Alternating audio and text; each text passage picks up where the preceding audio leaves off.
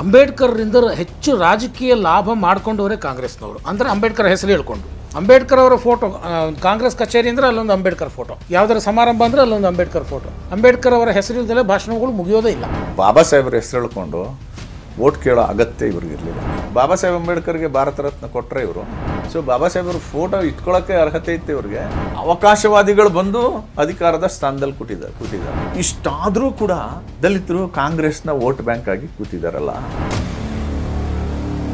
ಅವರು ಅಪ್ಕೊಳ್ಳೋದು ಅದರ ಆಚೆಗೆ ನಿಂತು ನೋಡೋದಾದರೆ ಅಂಬೇಡ್ಕರ್ರಿಂದ ಹೆಚ್ಚು ರಾಜಕೀಯ ಲಾಭ ಮಾಡಿಕೊಂಡವರೇ ಕಾಂಗ್ರೆಸ್ನವರು. ಅಂದರೆ ಅಂಬೇಡ್ಕರ್ ಹೆಸರು ಹೇಳ್ಕೊಂಡು ಡೆಫಿನೆಟ್ಲಿ. ಸೊ ಅದು ಅವ್ರಿಗೆ ಹೇಗೆ ಸಾಧ್ಯ ಆಯಿತು? ಹಾಗಾದರೆ ಅದು ಅಂಬೇಡ್ಕರ್ ಅವರ ಹೆಸರನ್ನು ಬಳಸ್ಕೊಂಡು ದುರ್ಬಳಕೆ ಮಾಡಿಕೊಂಡು ಒಟ್ಟಾರೆಯಾಗಿ ಅವರ ಫೋಟೋ, ಅಂಬೇಡ್ಕರ್ ಅವರ ಫೋಟೋ, ಕಾಂಗ್ರೆಸ್ ಕಚೇರಿ ಅಂದರೆ ಅಲ್ಲೊಂದು ಅಂಬೇಡ್ಕರ್ ಫೋಟೋ, ಯಾವುದರ ಸಮಾರಂಭ ಅಂದರೆ ಅಲ್ಲೊಂದು ಅಂಬೇಡ್ಕರ್ ಫೋಟೋ. ಅವರ ಯಾವುದೇ ಭಾಷಣಗಳು ಇತ್ತೀಚಿನವರೆಗೂ ಈಗಲೂ ಕೂಡ ಅಂಬೇಡ್ಕರ್ ಅವರ ಹೆಸರಿಲ್ಲದೆ ಭಾಷಣಗಳು ಮುಗಿಯೋದೇ ಇಲ್ಲ. ಅಷ್ಟರ ಮಟ್ಟಿಗೆ ಕಾಂಗ್ರೆಸ್ ಮತ್ತು ಅಂಬೇಡ್ಕರ್ ಅಷ್ಟೊಂದು ಅವಿನಾಭಾವ ಸಂಬಂಧವನ್ನು ಆ ನಂತರದಲ್ಲಿ ಭಾಷಣಗಳಲ್ಲಿ ಕಂಡುಕೊಂಡಿದ್ದು ಹೇಗೆ? ಅದು ಕೂಡ ಒಂದು ರಾಂಗ್ ಪರ್ಸೆಪ್ಷನ್. ನಿಮ್ಗೆ ಹೇಳ್ತೀನಿ, ನನಗೆ 67 ವರ್ಷ ಈಗ. ಓಕೆ. ನನಗೆ 71 ಚುನಾವಣೆಯಿಂದನೂ ನನಗೆ ಶ್ರೀಮತಿ ಇಂದಿರಾ ಗಾಂಧಿ ಅವರು ಗರೀಬಿ ಹಟಾವೋ ದೇಶ್ ಬಚಾವೋ ಅಂತ ಸ್ಲೋಗನ್ ಕೊಟ್ರಲ್ಲ, ಆ ಕಾಲದಿಂದ ಒಂದಷ್ಟು ಪ್ರಜ್ಞೆ ಇದೆ ನನಗೆ. ಆಯ್ತಾ, ನಾನು ನೋಡ್ತೀನಿ ಸರ್. ಬಾಬಾ ಸಾಹೇಬ್ರ ಬಗ್ಗೆ ಮಾತಾಡಕ್ಕೆ ಶುರು ಮಾಡಿದ್ದೀವರು ಕಾಂಗ್ರೆಸ್ ಧೂಳಿಪಟ ಆಗ್ತಾ ಇದೆ ಅಂತ ಗೊತ್ತಾದ್ಮೇಲೆ. ಓಕೆ. ನನಗನ್ಸುತ್ತೆ 90ರ ದಶಕದ ನಂತರ. ಓಕೆ. ಅಲ್ಲಿವರೆಗೆ ಬಾಬಾ ಸಾಹೇಬ್ರ ಹೆಸರು ಹೇಳ್ಕೊಂಡು ವೋಟ್ ಕೇಳೋ ಅಗತ್ಯ ಇವ್ರಿಗಿರಲಿಲ್ಲ. ಆಯ್ತಾ? ಹಂಗಿದ್ದಿದ್ರೆ ಇವರು ಬಾಬಾ ಸಾಹೇಬ್ರ ಬಗ್ಗೆ ಅಷ್ಟು ಗೌರವ ಇದ್ದಿದ್ರೆ ಜವಾಹರ್ಲಾಲ್ ನೆಹರು ಅವ್ರಿಗೆ ಭಾರತ ರತ್ನ ಬಂದಿದ್ದೆ ಅವಾಗ ಅಲ್ಲ, ಅವ್ರ ಕಾಲದಲ್ಲಿ ಅವರೇ ಪ್ರೈಮ್ ಮಿನಿಸ್ಟರ್. ಅವರೇ ಭಾರತ ರತ್ನ ತಗೊಂಡ್ರು. ಶ್ರೀಮತಿ ಇಂದಿರಾ ಗಾಂಧಿ ಅವರಿಗೆ ಪ್ರೈಮ್ ಮಿನಿಸ್ಟರ್ ಭಾರತ ರತ್ನ ಬಂದಿದ್ದೆ ಅವಾಗ ಅವ್ರ ಕಾಲದಲ್ಲೇ. ರಾಜೀವ್ ಗಾಂಧಿಗೆ ಭಾರತ ರತ್ನ ಬಂದಿದ್ದೆ ಅವಾಗ ಅವರು ತೀರ್ಕೊಂಡಂತ ಕೆಲವೇ ತಿಂಗಳುಗಳಲ್ಲಿ. ಬಾಬಾ ಸಾಹೇಬ್ ಅಂಬೇಡ್ಕರ್ಗೆ ಭಾರತ ರತ್ನ ಕೊಟ್ರೆ ಇವರು.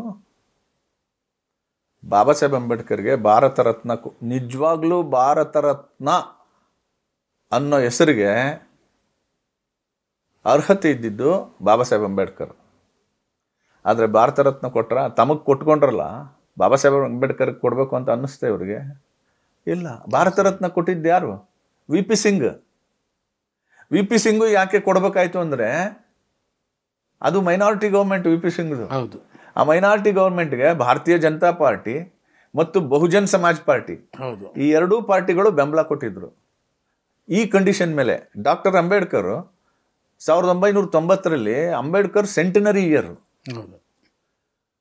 ಅವರ ಜನ್ಮ ಶತಾಬ್ದಿನಲ್ಲಾದರೂ ಬಾಬಾ ಸಾಹೇಬ್ರಿಗೆ ನೀವು ಭಾರತ ರತ್ನ ಕೊಡಬೇಕು.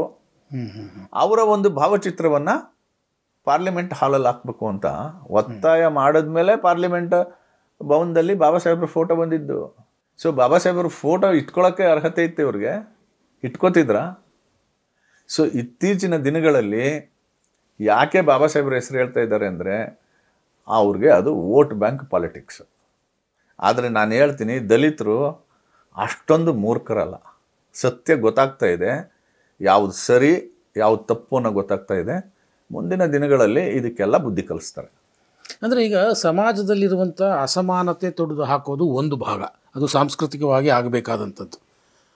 ಅದರ ಜೊತೆಗೆ ಅಥವಾ ಅದಕ್ಕಿಂತಲೂ ಮುಖ್ಯವಾಗಿ ರಾಜಕೀಯವಾಗಿ ಒಂದಷ್ಟು ಕನ್ವಿಕ್ಷನ್ಗಳು ಬೇಕು, ಅಂದರೆ ಒಂದಷ್ಟು ಬದ್ಧತೆಗಳು ಬೇಕು. ಈ ರಾಜಕೀಯವಾಗಿ ಈ ಥರ ಮಾಡಲಿಕ್ಕೆ ಅಧಿಕಾರ ಬೇಕು ಅಲ್ವಾ? ಸೊ ಈ ಅಧಿಕಾರವನ್ನು ಇಷ್ಟು ವರ್ಷ ಹಿಡ್ಕೊಂಡು ಬಂದಿದ್ದೆ ಕಾಂಗ್ರೆಸ್, ಅಂಬೇಡ್ಕರ್ ಅವರ ಹೆಸರು ಹೇಳಿ. ಸೊ ಹಾಗಾಗಿ ದಲಿತ ಸಮುದಾಯದ ಮೇಲೂ ಸಹ ಕಾಂಗ್ರೆಸ್ ಅಂದರೆ ಅಂಬೇಡ್ಕರ್ ಅಂದರೆ ಕಾಂಗ್ರೆಸ್ ಅನ್ನುವಂಥ ಒಂದು ಇದನ್ನು ಬೆಳೆಸ್ಬಿಟ್ಟಿದ್ರು. ಇದನ್ನು ತೆಗಿಬೇಕು ಅಂದರೆ ರಾಜಕೀಯವಾಗಿಯೇ ಒಂದಷ್ಟು ಪ್ರತ್ಯುತ್ತರವನ್ನು ಕೊಡಬೇಕಾಗತ್ತೆ, ಪ್ರತ್ಯಸ್ತ್ರಗಳನ್ನು ಬಳಸಬೇಕಾಗುತ್ತೆ. ಸೊ ಇದನ್ನು ರಾಜಕೀಯವಾಗಿ ಒಬ್ಬ ಮಹೇಶ್ ಅವರಾಗಿ ಅಥವಾ BJP ಉಪಾಧ್ಯಕ್ಷರಾಗಿ ಅಥವಾ BJPಯ ಒಬ್ಬ ಸದಸ್ಯರಾಗಿ ಇದನ್ನು ರಾಜಕೀಯವಾಗಿ ಈ ಒಂದು ವಿಚಾರದಲ್ಲಿ ಯಾವ ಪ್ರತ್ಯಾಸ್ತ್ರಗಳನ್ನು ನೀವು ಇಟ್ಟಿದ್ದೀರಿ ಅಂತ? ಇಲ್ಲ, ಈಗ ನಾನು ಭಾರತೀಯ ಜನತಾ ಪಾರ್ಟಿಯ ರಾಜ್ಯ ಉಪಾಧ್ಯಕ್ಷನಾಗಿ ಮಾತಾಡೋದಕ್ಕಿಂತ ಹೆಚ್ಚಾಗಿ ನಾನೊಂದು ದಲಿತ ಸಮಾಜದ ಪ್ರತಿನಿಧಿಯಾಗಿ ಮಾತಾಡ್ತೀನಿ. ಓಕೆ. ಯಾಕೆ ಅಂತಂದರೆ ಕಾಂಗ್ರೆಸ್ ಹೆಂಗೆ ಡ್ಯೂಪ್ ಮಾಡಿಬಿಟ್ಟಿದೆ ನಮ್ಮನ್ನ ಅಂತ. ನೀವು ಹೇಳಿ, ಕರ್ನಾಟಕದಲ್ಲಿ ನಿಜವಾಗ್ಲೂ ಮುಖ್ಯಮಂತ್ರಿ ಆಗ್ಬೇಕಾಗಿದ್ದವ್ರು ಯಾರು ಸರ್? ಸೀನಿಯರ್ ಮೋಸ್ಟ್ ಯಾರು ಹೇಳಿ? ಯಾರು? ಮಲ್ಲಿಕಾರ್ಜುನ್ ಖರ್ಗೆ ಅವರು. ಹೌದು. ಸಿದ್ದರಾಮಯ್ಯನವ್ರು ಎಲ್ಲಿದ್ರು? ಜನತಾದಳದಲ್ಲಿದ್ರು. ಹೌದು. ಜನತಾದಳದಿಂದ ಕಿತ್ತಾಕದ ಮೇಲೆ ಕಾಂಗ್ರೆಸ್ಗೆ ಬಂದು ಒತ್ತಡದ ತಂತ್ರವನ್ನು ಬಳಸಿ ಸಿದ್ದರಾಮಯ್ಯನವರು ಮಲ್ಲಿಕಾರ್ಜುನ್ ಖರ್ಗೆನ ಡೆಲ್ಲಿಗೆ ಓಡಿಸಿದ್ರು. ಅಂದರೆ ಮಲ್ಲಿಕಾರ್ಜುನ ಖರ್ಗೆ ಅವರಿಗೆ ಸಿಗಬೇಕಾದಂಥ ಒಂದು ಗೌರವ 20 ವರ್ಷಗಳ ಹಿಂದೆಯೇ ಸಿಗಬೇಕಾಗಿತ್ತು. ಆಗಿನಿಂದಲೂ ಅವರು ಸೀನಿಯರ್.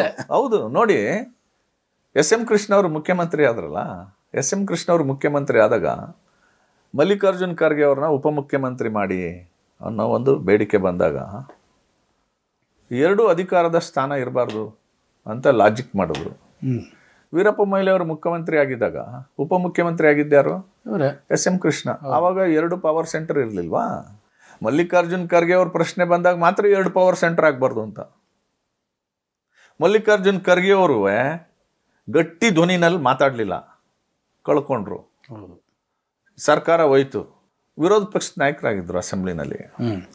ಆ ಸ್ಥಾನಕ್ಕೆ ನನಗೆ ಕೊಡೋದಾದರೆ ನಾನು ಕಾಂಗ್ರೆಸ್ಗೆ ಬರ್ತೀನಿ ಅಂತ ಕಂಡೀಷನ್ ಹಾಕೊಂಡು ಬಂದು ಮಲ್ಲಿಕಾರ್ಜುನ್ ಖರ್ಗೆ ಅವ್ರನ್ನ ಡೆಲ್ಲಿಗೆ ಓಡಿಸಿದ್ರು. ವಿರೋಧ ಪಕ್ಷದ ಸ್ಥಾನಕ್ಕೆ ಬಂದರು. 2013 ಚುನಾವಣೆ, ಕಾಂಗ್ರೆಸ್ ಮೆಜಾರಿಟಿ ಬಂತು. ಹೌದು. ಕಾಂಗ್ರೆಸ್ ಪಕ್ಷದ ಕಲ್ಚರ್ ಏನು? Political culture. ಯಾರು ಮುಖ್ಯಮಂತ್ರಿ, ಯಾರು KPCC ಅಧ್ಯಕ್ಷ ಇರ್ತಾರೆ ಅವರು ಮುಖ್ಯಮಂತ್ರಿ ಆಗ್ತಾರೆ. ಹೌದು. ಇದು ಅಲ್ಲಿನ ಕಲ್ಚರ್. ಹೌದು. KPCC ಅಧ್ಯಕ್ಷ ಆಗಿದ್ದವ್ರು ಯಾರು ಅಲ್ಲಿ ಆವಾಗ ಅಂದ್ರೆ ಡಾಕ್ಟರ್ ಪರಮೇಶ್ವರ್. ಡಾಕ್ಟರ್ ಪರಮೇಶ್ವರ್ ಗೆದ್ದು ಏನಾದರೂ ಅಸೆಂಬ್ಲಿಗೆ ಬಂದರೆ ಸಹಜವಾಗಿ ಮುಖ್ಯಮಂತ್ರಿ ಆಗ್ತಾರೆ ಅಂತ ಹೇಳಿ ಸೋಲಿಸ್ತವ್ರು ಯಾರು ಸರ್ ಅವ್ರನ್ನ?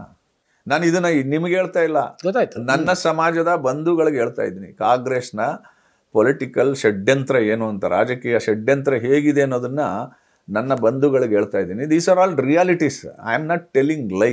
ಕರೆಕ್ಟ್. ಅಂಡ್ ನಾನು ಭಾರತೀಯ ಜನತಾ ಪಾರ್ಟಿ ಕಾರ್ಯಕರ್ತ ಆಗಿ ಮಾತಾಡ್ತಾ ಇಲ್ಲ, ನಾನು ಒಬ್ಬ ದಲಿತ ಸಮಾಜದ ಪ್ರತಿನಿಧಿಯಾಗಿ ಮಾತಾಡ್ತಾ ಇದ್ದೀನಿ. ಸೋಲ್ಸಿದ್ರು ಪರಮೇಶ್ವರ್ನ, ಮುಖ್ಯಮಂತ್ರಿ ಆದರು. ಉದ್ದಕ್ಕೂ ದಲಿತರನ್ನ ತುಳ್ಕೊಂಡೇ ಬಂದಿದ್ದಾರೆ. ಅವಕಾಶವಾದಿಗಳು ಬಂದು ಅಧಿಕಾರದ ಸ್ಥಾನದಲ್ಲಿ ಕೂತಿದ್ದಾರೆ. ಇಷ್ಟಾದರೂ ಕೂಡ ದಲಿತರು ಕಾಂಗ್ರೆಸ್ನ ವೋಟ್ ಬ್ಯಾಂಕ್ ಆಗಿ ಕೂತಿದ್ದಾರಲ್ಲ, ಅದು ತುಂಬ ದಿನ ನಡೆಯಲ್ಲ. ಈಗ ಜಾಗೃತರಾಗ್ತಾ ಇದ್ದಾರೆ, ಅದು ತುಂಬ ದಿನ ನಡೆಯಲ್ಲ. ನಾನು ಇನ್ಫ್ಯಾಕ್ಟ್ ಭಾರತೀಯ ಜನತಾ ಪಾರ್ಟಿ ಕಾರ್ಯಕರ್ತನಾಗೆ ಹೇಳ್ತೀನಿ, ದಲಿತರು ಯಾವ ಪಾರ್ಟಿಗೂ ವೋಟ್ ಬ್ಯಾಂಕ್ ಆಗಬೇಡಿ. ಕರೆಕ್ಟ್. ನೀವು ಜುಡಿಷಿಯಸ್ ಆಗಿ ಯೋಚನೆ ಮಾಡಿ. ನಮ್ಮ ಪರವಾಗಿ ಯಾರು ಕೆಲಸ ಮಾಡ್ತಾರೆ ಅಂಥವ್ರಿಗೆ ಬೆಂಬಲಿಸೋಣ ಅಂತ ಯೋಚನೆ ಮಾಡಬೇಕು. ನಾನು ಯಾಕೆ ರಾಜಕೀಯವಾಗಿ ಇದಕ್ಕೆ ಪ್ರತ್ಯಸ್ತ್ರಗಳು ಬೇಕು ಅಂತ ಹೇಳಿದೆ ಅಂತಂದರೆ, ನೀವು ಸಿದ್ದರಾಮಯ್ಯನವರ ವಿಚಾರ ಪ್ರಸ್ತಾಪ ಮಾಡಿದ್ರೆ, ಸಿದ್ದರಾಮಯ್ಯನವರ ಭಾಳ ದೊಡ್ಡ ಅಸ್ತ್ರ ರಾಜಕೀಯವಾಗಿ ಏನು ಅಂತಂದರೆ ಅಹಿಂದ ಅನ್ನುವಂಥದ್ದು ಅಸ್ತ್ರವನ್ನು ಅವ್ರಿಗೆ ಯಾವಾಗ ಬೇಕಾಗುತ್ತೋ ಅವಾಗೆಲ್ಲ ಪ್ರಯೋಗ ಮಾಡ್ತಾರೆ. ಅದು ವಾಸ್ತವ. ಆ ಅಸ್ತ್ರಕ್ಕೆ ಪ್ರತ್ಯುತ್ತರವಾಗಿ ಒಂದು ರಾಜಕೀಯವಾಗಿ ಇನ್ನೊಂದು ಅಸ್ತ್ರ ಬೇಕಲ್ವಾ? ಆ ಕಾರಣಕ್ಕೆ ನಾನು ರಾಜಕೀಯವಾಗಿ ಏನು ನಿಮ್ಮ ಹತ್ರ ಈಗ ಉತ್ತರ ಇದೆ ಅಂತ ಕೇಳಿದ್ದು. ಅಹಿಂದ ಅನ್ನೋದು ಅವ್ರ ಹತ್ರ ಒಂದು ಅಸ್ತ್ರ ಇದೆ. ಆ ಅಸ್ತ್ರಕ್ಕೆ ಪ್ರತ್ಯಸ್ತ್ರ ಏನು ಅಂತಂದ್ರೆ ನರೇಂದ್ರ ಮೋದಿಯವರ ಪಾಲಿಸಿ, ಸಬ್ಕಾ ಸಾಥ್ ಸಬ್ಕಾ ವಿಕಾಸ್ ಸಬ್ಕಾ ಪ್ರಯಾಸ್. ಇದು ಪ್ರತ್ಯಸ್ತ್ರ. ನೀವು ಬೈಫರ್ಕೇಟ್ ಮಾಡಿ ನೋಡೋಕ್ಕಾಗಲ್ಲ. ಬೈಫರ್ಕೇಟ್ ಮಾಡಿ ನೋಡಲೇಬೇಕಾದಂಥ ಒಂದು ವರ್ಗ ಯಾವುದು ಅಂದರೆ ಒಂದು ದಲಿತ ವರ್ಗ. ಅವ್ರಿಗೆ ವಿಶೇಷ ಸ್ಥಾನಮಾನಗಳು, ವಿಶೇಷ ಯೋಜನೆಗಳನ್ನ ಕೊಡಬೇಕು ಅನ್ನೋದು ಅವ್ರಿಗೆ ಮಾತ್ರ. ಆಯಿತಾ? ನೀವು ಪ್ರತ್ಯೇಕತೆ ಮಾಡಿ ಮಾಡಿ ಮಾಡಿ ಮಾಡಿ ಕೊನೆಗೆ ಏನಾಗುತ್ತೆ ಅಂತಂದರೆ ರಾಷ್ಟ್ರೀಯ ಮುಖ್ಯವಾಹಿನಿಗೆ ಬರೋದಕ್ಕಿಂತ ಹಿಂದೆ ಉಳಿಯೋಂಥ ಸಾಧ್ಯತೆಗಳು ಜಾಸ್ತಿ ಇರ್ತದೆ. ಹಾಗಾಗಿ ಏಕಕಾಲಕ್ಕೆ ಎಲ್ಲರ ಅಭಿವೃದ್ಧಿ ಮಾಡಬೇಕು. ವಿಶೇಷವಾಗಿ SC/STಗಳಿಗೆ ವಿಶೇಷ ಒತ್ತನ್ನು ಕೊಟ್ಟು ಡೆವಲಪ್ ಮಾಡಬೇಕು. ಆ ಹಿನ್ನೆಲೆಯಲ್ಲೇ ಡಾಕ್ಟರ್ KR ನಾರಾಯಣ ಅವರ ಕಾಲದಲ್ಲಿ ವಿಶೇಷ ಘಟಕ ಯೋಜನೆ ಅಂತ ಬಂದಿದ್ದು. ಆ ವಿಶೇಷ ಘಟಕ ಯೋಜನೆನ 2013ರಲ್ಲಿ ಸಿದ್ದರಾಮಯ್ಯನವರು ಒಂದು ಆ್ಯಕ್ಟ್ ಮಾಡಿದ್ರು. ಏನಾಗಿದೆ ವಿಶೇಷ ಘಟಕ ಯೋಜನೆ? SC/STಗಳ ಅಭಿವೃದ್ಧಿಗೋಸ್ಕರನೇ ಇರೋ ಹಣ. ಹೌದು ಹೌದು ಹೌದು. ಅದನ್ನೇನಾಗಿದೆ ಈಗ? ಅದರಲ್ಲಿ ಈಗಿನ ಸರ್ಕಾರದಲ್ಲಂತೂ ನೀವು ಕೇಳಲೇಬೇಕು. ಹೌದು, 25,000 ಕೋಟಿನ ಇವರು ಗ್ಯಾರಂಟಿಗಳಿಗೆ ಎತ್ಕೊಂಡಿದ್ದಾರೆ. ಹೌದು. ನನ್ನ ಮೂಲಭೂತ ಪ್ರಶ್ನೆ ಏನು ಅಂತಂದ್ರೆ, ಈ ಕಾಂಗ್ರೆಸ್ ಎಂತ ಕುತಂತ್ರಿ ಅನ್ನೋದಕ್ಕೆ ನಾನು ಹೇಳ್ತೀನಿ, ಅದು ಯಾಕೋ ಸಿದ್ದರಾಮಯ್ಯನವ್ರಿಗೂ ಬಂದ್ಬಿಟ್ಟಿದೆ ಅದು. ಅದಿದೆಯಲ್ಲ ಸರ್, ಅದೊಂಥರ ರಕ್ತಗತವಾಗಿರುವಂತ ಕನ್ನಿಂಗ್ನೆಸ್ ಅದು. ಇವ್ರಿಗೆ ಯಾಕೆ ಹಿಂದ ಅಂತ ಮಾತಾಡೋ ಸಿದ್ದರಾಮಯ್ಯನಿಗೆ ಯಾಕೆ ಬಂತು ಅಂತ ಗೊತ್ತಿಲ್ಲ ನನಗೆ. SCP TSP ಹಣವನ್ನ ಗ್ಯಾರಂಟಿಗಳಿಗೆ ಬಳಸಲಿಕ್ಕೆ SCP ಆಕ್ಟ್ ಅಲ್ಲಿ ಸೆಕ್ಷನ್ ಸಿ ಇದೆ. ಸೆಕ್ಷನ್ ಸಿ ಏನು ಅಂತಂದ್ರೆ, ವಿಶೇಷ ಘಟಕ ಯೋಜನೆಗಳಲ್ಲದೆ ಸಾಮಾನ್ಯ ಯೋಜನೆಗಳಲ್ಲಿ SC/STಗಳಿಗೂ ಪಾಲ್ ಸಿಗುತ್ತೆ ಅಂದ್ರೆ ಆ ಯೋಜನೆಗಳಿಗೆ ವಿಶೇಷ ಘಟಕ ಯೋಜನೆಯ ಹಣವನ್ನ ಹಾಕಬಹುದು ಅಂತ ಒಂದು ಸೆಕ್ಷನ್ ಪ್ರಾವಿಷನ್ ಮಾಡ್ಕೊಂಡಿದ್ದಾರೆ. ಅದ್ರ ಹಿನ್ನೆಲೆನಲ್ಲಿ ಹಾಕ್ತಾರೆ. ಇದರ ಅರ್ಥ ಏನು? ಸಾಮಾನ್ಯ ಯೋಜನೆಗಳಲ್ಲಿ SCಗಳಿಗೂ ಅನುಕೂಲ ಆಗುತ್ತೆ ಅಂದ್ರೆ ಹೆಚ್ಚುವರಿ ಹಣ ಕೊಡ್ಲಿ. ಹೌದು. ಯಾಕೆ SCP TSP ಹಣ ಬಳಸ್ಕೋಬೇಕು ಅಂದ್ರೆ, ದಲಿತರಿಗೆ ಅವ್ರಿಗೆ ಸೀಮಿತವಾಗಿರೋ ಹಣನ ಮಾತ್ರ ಕೊಡಬೇಕು, ಹೆಚ್ಚುವರಿ ಕೊಡಬಾರ್ದು ಅಂತನಾ? ಸೊ ಈ ಒಂದು ಪ್ರಿಟೆಕ್ಸ್ಟ್ ಅಲ್ಲಿ 25,000 ಕೋಟಿ ಸರ್. ಹಾಸ್ಟೆಲ್ಗಳಿಗೆ ಬಿಲ್ಡಿಂಗ್ ಇಲ್ಲ. ಹೌದು. ಹುಡುಗರಿಗೆ ಸ್ಕಾಲರ್ಶಿಪ್ ಇಲ್ಲ. ಆ ಕಾರ್ಪೊರೇಷನ್ಗಳಿದೆ, ಅಂಬೇಡ್ಕರ್ ಅಭಿವೃದ್ಧಿ ನಿಗಮ, ವಾದಿಜಾಂಬವ ಅಭಿವೃದ್ಧಿ ನಿಗಮ, ಬೋವಿ ಅಭಿವೃದ್ಧಿ ನಿಗಮ, ತಾಂಡಾ ಅಭಿವೃದ್ಧಿ ನಿಗಮ, ವಾಲ್ಮೀಕಿ ಅಭಿವೃದ್ಧಿ ನಿಗಮ, ಇದೆಲ್ಲ ನಿಗಮಗಳಿದೆ. ಈ ನಿಗಮಗಳಿಗೆ ಪೀನಟ್ಸ್ ಕೊಟ್ಟಿರೋದು. ಒಟ್ಟು ನಿಗಮಗಳನ್ನ ಸೇರಿ ದುಡ್ಡು ಕೊಟ್ಟಿರೋದು ಎಷ್ಟು ಗೊತ್ತು ಸರ್? 506 ಕೋಟಿ. ಯಾಕೆ ದುಡ್ಡಿಲ್ಲ ಅಂತಂದ್ರೆ, ಎಲ್ಲ ಹಣನ ತೆಗೆದು ನೀವು ಗ್ಯಾರಂಟಿಗಳು ಕೊಟ್ಟಿದ್ದೀರಿ. ಸೊ ಹೀಗೆ ನೀವು ಯೋಜನೆಗಳನ್ನ ತಗೊಳ್ಳಿ, ಅಥವಾ ರಾಜಕೀಯ ಪ್ರಾತಿನಿಧ್ಯ ಕೊಡೋದನ್ನ ತಗೊಳ್ಳಿ, ಅಥವಾ ಬಾಬಾ ಸಾಹೇಬ್ರನ್ನ ಗೌರವಿಸೋ ವಿಚಾರ ತಗೊಳ್ಳಿ. ಇದು ಯಾವುದರಲ್ಲೂ ಕಾಂಗ್ರೆಸ್ ದಲಿತರ ಪರನೂ ಇಲ್ಲ ಮತ್ತು ಬಾಬಾ ಸಾಹೇಬ್ರ ಪರನೂ ಇಲ್ಲ. 2 ದಿನ 2015ರಲ್ಲಿ 2 ದಿನ ಪಾರ್ಲಿಮೆಂಟಲ್ಲಿ ಡಿಬೇಟ್ ನಡೆದಿದೆ ಕಾನ್ಸ್ಟಿಟ್ಯೂಷನ್ ಮೇಲೆ. ಇವ್ರು ಯಾಕೆ ಮಾಡಲಿಲ್ಲ? ಸಂವಿಧಾನದ ಬಗ್ಗೆ ಗೌರವ ಇದೆಯಾ ಇವ್ರಿಗೆ?